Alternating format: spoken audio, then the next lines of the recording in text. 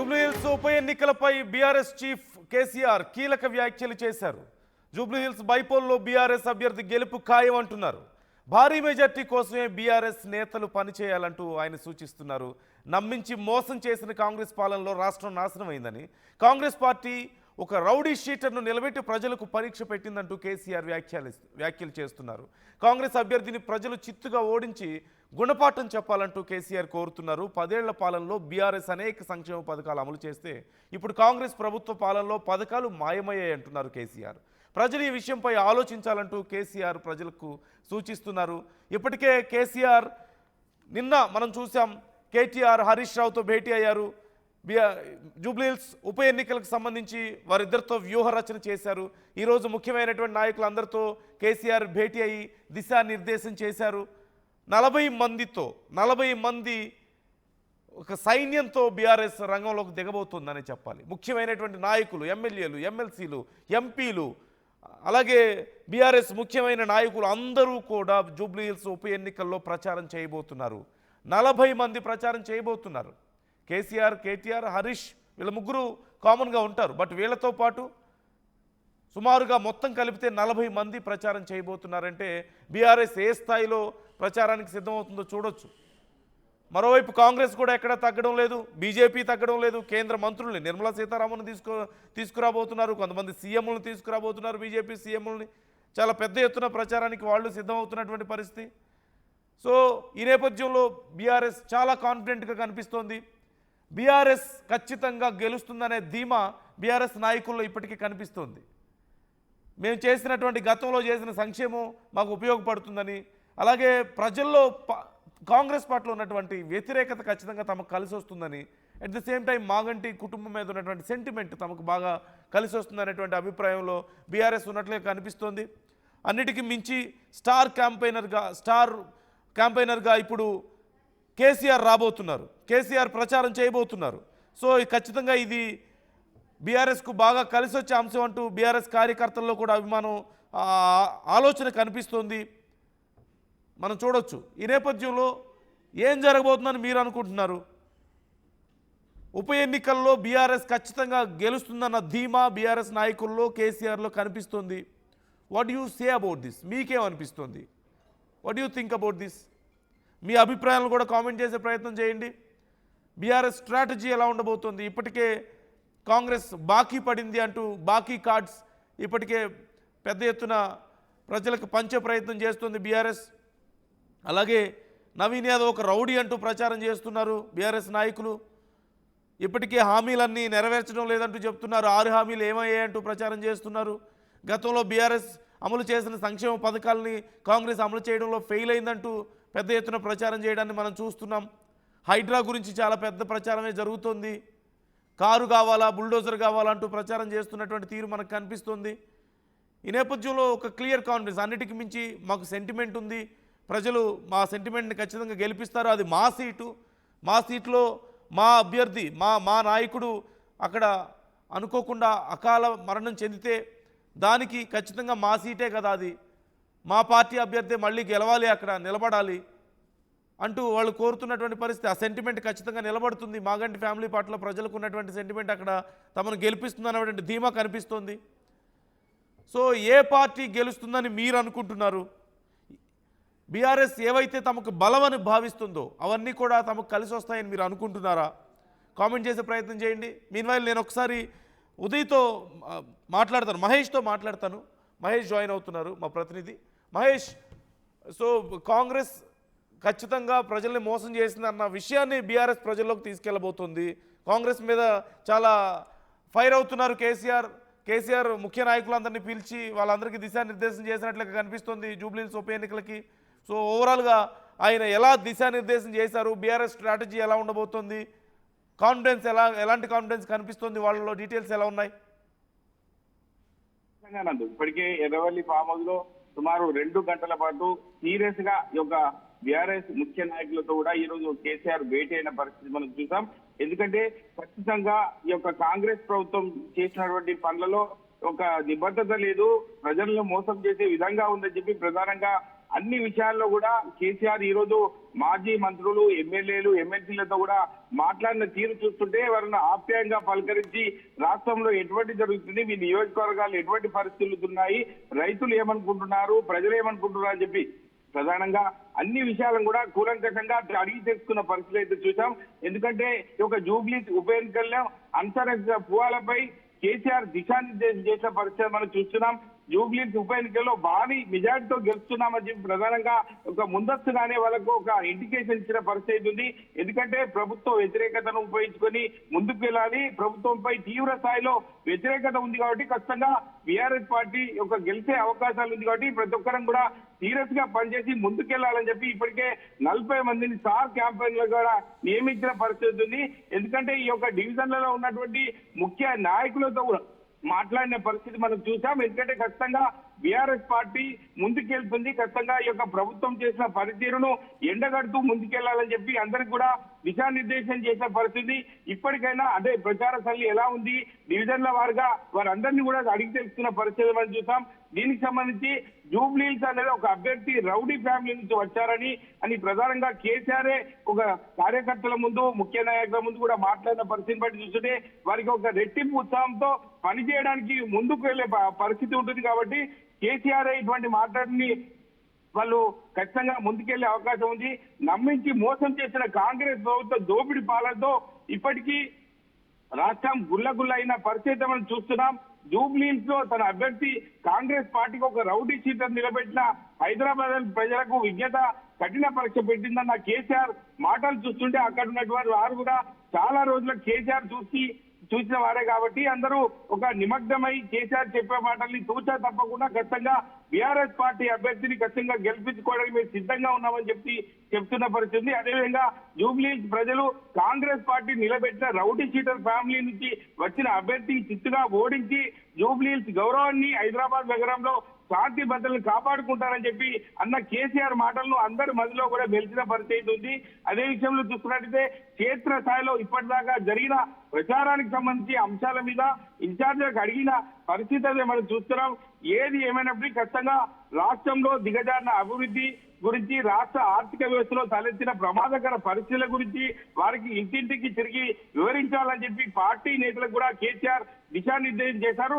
ఎందుకంటే ఇప్పటికే బాకీ కార్డు అనే ఉద్దేశం కొద్దీ ప్రజల్లోకి వెళ్తున్నారు.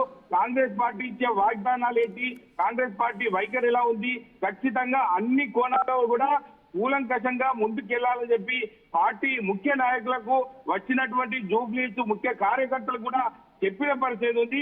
ఏది ఏమైనప్పటికీ రాష్ట్రంలో ఒక గందరగోళంగా ఉంది. ఖచ్చితంగా మళ్ళీ ఒక బీఆర్ఎస్ ప్రభుత్వం అధికారంలోకి వస్తే ఖచ్చితంగా రాష్ట్ర ప్రజలు మెరుగుపడే అవకాశం ఉంటుందని చెప్పి ప్రధానంగా కేసీఆర్ ఈ రోజు ఉన్నటువంటి కార్యక్రమంలో ఖచ్చితంగా అందరికీ దిశానిర్దేశం పరిస్థితి మనం చూస్తున్నాం. Nandu right, thank you Mahesh, thanks for the details. జూబ్లీహిల్స్లో ఏ పార్టీ గెలవబోతోంది అంటూ ఆర్టీవీ అడిగిన ప్రశ్నకు కాంగ్రెస్ పార్టీ గెలవబోతుందంటూ 24% మంది అంటున్నారు, బీజేపీ గెలవబోతుందంటూ 14% మంది అంటున్నారు, బీఆర్ఎస్ గెలవబోతుందంటూ 62% మంది చెప్తున్నటువంటి పరిస్థితి. సో మెజారిటీ ఓటర్స్ బీఆర్ఎస్ఏ గెలుస్తుందన్నటువంటి కాన్ఫిడెన్స్ని వ్యక్తం చేస్తున్నారు. At the same time KCR కూడా చాలా కాన్ఫిడెన్స్ని వ్యక్తం చేస్తున్నారు. మేము గెలవడం ఇక్కడ పెద్ద మ్యాటర్ కాదు, మాకు ఎంత మెజారిటీ సాధించాలనేదే ఇక్కడ మాకు మ్యాటర్, దానికోసం కష్టపడండి అంటూ బీఆర్ఎస్ శ్రేణులకు ఆయన పిలుపునిస్తున్నటువంటి తీరు మనకు కనిపిస్తుంది. మధు జాయిన్ అవుతున్నారు, మధు రెగ్యులర్గా అబ్జర్వ్ చేస్తున్నారు జూబ్లీహిల్స్ ఉప ఎన్నికల సందర్భంగా అక్కడ ఏం జరుగుతుంది, జూబ్లీహిల్స్లో ప్రచారం ఎలా జరుగుతుంది, నాయకులు ఏం మాట్లాడుతున్నారు, ఇలా ప్రతి విషయాన్ని మధు రెగ్యులర్గా అబ్జర్వ్ చేస్తున్నారు, ఫాలోఅప్ చేస్తున్నారు. సో మధుతో ఒకసారి మాట్లాడదాం. మధు, సో ప్రజెంట్ అక్కడ కండిషన్ ఎలా ఉంది, జూబ్లీహిల్స్లో పరిస్థితి ఏంటి, ఎవరి ప్రచారం ఎంతవరకు వచ్చింది, కేసీఆర్ అసలు మాకు గెలవడం మ్యాటర్ కాదు, ఎంత మెజారిటీ అనేది ఇక్కడ మాకు మ్యాటర్, దాని గురించి మనం కష్టపడాలి అంటూ శ్రేణులకు చెప్తున్నటువంటి పరిస్థితి కనిపిస్తుంది. సో మంచి కాన్ఫిడెన్స్ బీఆర్ఎస్లో కనిపిస్తుంది. ఇది కాన్ఫిడెన్సా, ఓవర్ కాన్ఫిడెన్సా, ప్రజెంట్ కండిషన్ ఏంటి, అసలు ఏ పార్టీల ప్రచారం ఏ విధంగా ఉంది? ఎగ్జాక్ట్లీ, జనరల్ గా కేసీఆర్ కి సంబంధించినటువంటి ఎలక్షన్ స్ట్రాటజీ చాలా డిఫరెంట్ గా ఉంటుంది. చాలా కీన్ అబ్జర్వేషన్ చేస్తా ఉన్నారు. ఆయన ఫామ్ హౌస్ లో ఉన్నప్పటికీ కూడా జరుగుతున్నటువంటి వివరాలను తెలుసుకుంటున్నారు, క్షేత్రస్థాయిలో ఎట్లా ఉందనేటువంటిది. ఒక రకంగా చెప్పాలంటే నందు, ప్రతి ఇన్ఛార్జ్ ఎవరెవరినైతే పురమాయించారో జూబ్లీహిల్స్ నియోజకవర్గంలో ప్రచారంలో పాల్గొనాలని నాయకులని, వాళ్ళపైనే ఫస్ట్ నిఘా ఉంది. ప్రస్తుతం బీఆర్ఎస్ పార్టీ నిఘా ఉంచింది. వాళ్ళు నిజంగా ప్రచారం చేస్తున్నారా, ఎన్ని గంటలకు ప్రచారం పోతున్నారు, ఎన్ని గంటలకు ప్రచారం ముగిస్తున్నారు, ఎంతమందిని కలిశారు, ఆల్ డీటెయిల్స్ సపరేట్ గా వీళ్ళు రిపోర్ట్ చేయాల్సినటువంటి ఎమ్మెల్యే అయినా మాజీ మంత్రి అయినా సరే వాళ్ళు రిపోర్ట్ చేయాల్సినటువంటి సిచ్యువేషన్ ఉంది. ప్రస్తుతం పార్టీ చాలా కీలకంగా భావిస్తా ఉంది గెలుపుని. కీన్ అబ్జర్వేషన్ లో కేసీఆర్ సూచనల మేరకు ఒక నిఘా టీం ప్రస్తుతం ప్రచారం చేస్తున్నటువంటి వారిపైనే నిఘా టీం ఉంచినట్టుగా తెలుస్తా ఉంది. ఈ రోజు క్లస్టర్ల వారీగా డివిజన్ల వారీగా ఉన్నటువంటి క్లస్టర్స్ డివైడ్ చేశారు. మాజీ కార్పొరేషన్ చైర్మన్లు, ఎమ్మెల్సీలు, ఎమ్మెల్యేలను ఇన్ఛార్జ్ గా నియమించారు. వారందరినీ కూడా ప్రచారం చేయాలి, పోవాలి, ప్రజలు ఏమనుకుంటున్నారు రిపోర్ట్ చెప్పాలి.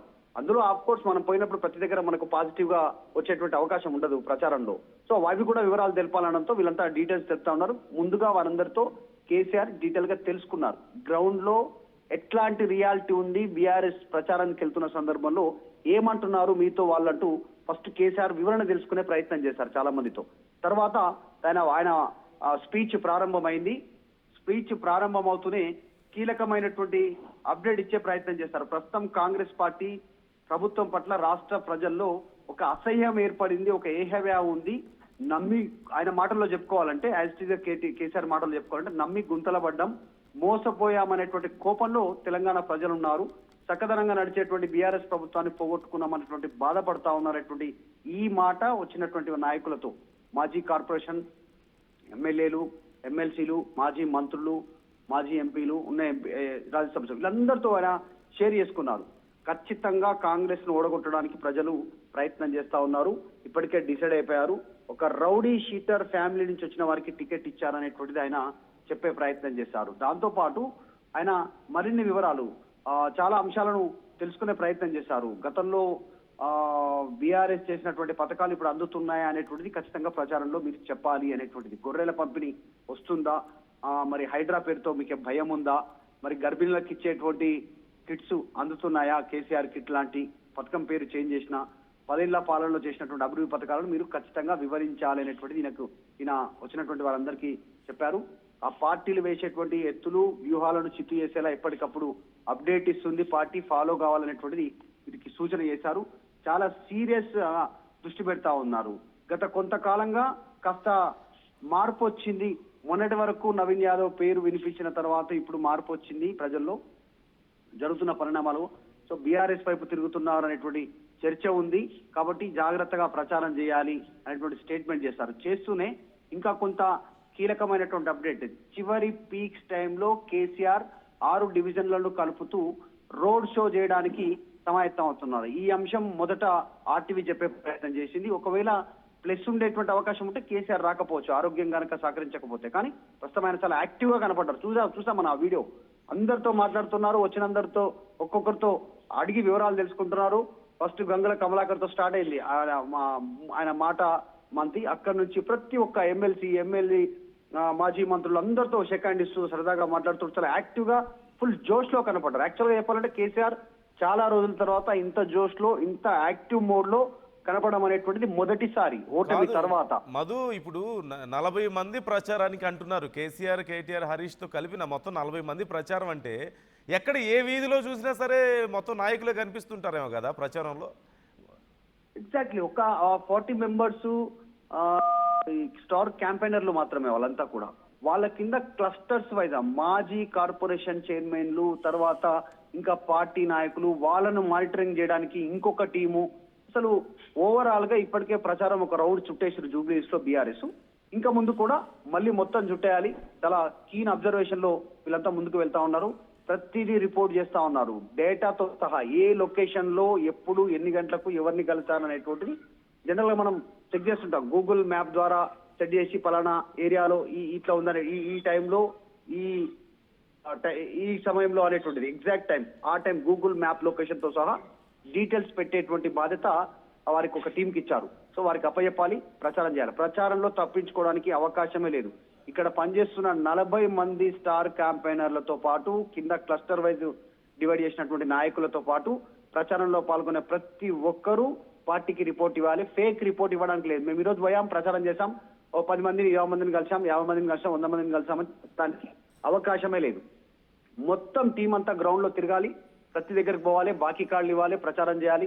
రౌడీ షీటర్ కి ఫ్యామిలీకి టికెట్ ఇచ్చారు, ప్రభుత్వ పథకాలు అందట్లేదు, మేము వస్తేనే మీకు కారు గుర్తుకేస్తేనే బుల్డోజర్ ఆగిపోతుంది, కారు కావాలన్నా బుల్డోజర్ కావాలి, ఇవంతా ప్రచారం చేసుకుంటూ ముందుకు పోతున్నటువంటి సిచ్యువేషన్ ఉంది. సో చూడాలి ప్రజలు ఎట్లా రియాక్ట్ అవుతారు. నిజంగా ఇంత హైప్ ఇంత ప్రచారంతో ముందుకు పోతున్న బీఆర్ఎస్ ని ప్రజలు ఆదరించే పరిస్థితి ఉందా మరి గ్రౌండ్ లో? ఎందుకంటే ఇట్లా ప్రచారం చేస్తున్న ఇట్లా ప్రచారం చేసే కొన్ని సందర్భాల్లో బీఆర్ఎస్ ఓడిపోయింది. గతంలో దుబ్బాక, గతంలో అధికారంలో ఉన్నప్పుడే, గతంలో హుజురాబాద్ లో కూడా ప్రజలు వాళ్ళు పక్కన పెట్టేశారు. ఎంత ప్రచారం చేసినా, మొత్తం ప్రభుత్వ యంత్రాంగం పనిచేసినా ప్రజలు తిరస్కరించారు, బీఆర్ఎస్ ను పక్కన పెట్టారు గతంలో. మరి అట్లాంటి పరిస్థితి ఏమైనా వస్తుందా?